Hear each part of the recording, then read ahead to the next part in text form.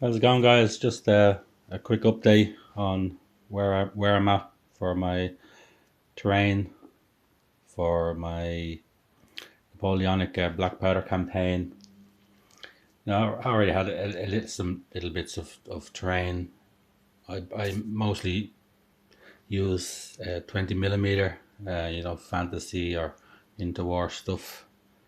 So now I'm using like the risk pieces for this. So I have to make up some new stuff. I think the risk pieces are about 5 millimeter, I'd say, or 10 millimeter or something.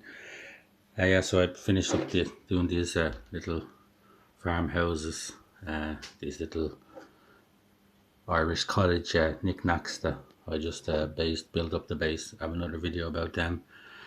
I made some bases for woods to mark out the woods. I didn't have any of these. I just normally just use the trees. Yeah, so just wanted to mark out boundaries of woods because in the Napoleonic most stuff can't pass through the woods. So I done two larger woods. These are the only trees in my collection that that fit at this smaller scale. Do have like big pine trees, but they look far too big for this scale. They look ridiculous next to the miniatures. Yeah, I also done like for light woods, so stuff can pass, in between.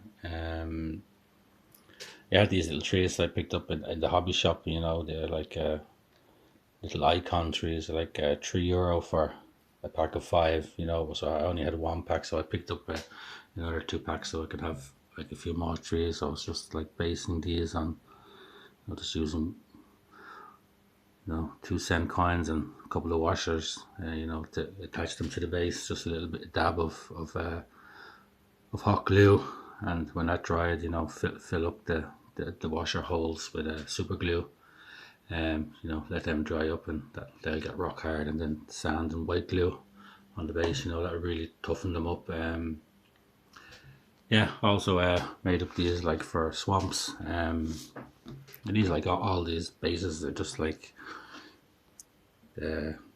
these linoleum floor tiles I picked up in the discount store. I think it was like €3 for about 5 or 6 sheets of it. And last year ages €3 plenty for this project. Yeah, you can just cut them with the scissors into shape, and if they warp, you can just you just bend them back into shape, and it's just built up the hot glue around to make the pools for the swamp, and just white glue and loads of sand, let it dry. Paint and dry brush to make it really dark, really swampy. Uh, then I just poured some gloss varnish into the cavities, the holes of the pools. Let that dry up.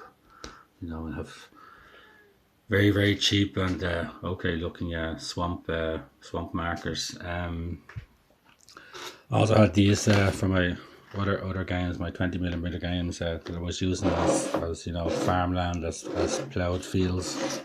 So I thought I could also use them, for like around the farms as like ploughed fields around the farms. Have a couple of them I can use.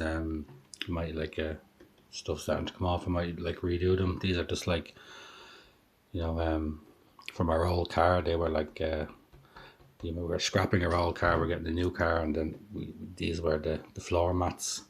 So I just washed them and cut them up, and they have this lovely kind of furrow texture. So I just painted them black sand and white glue, whatever.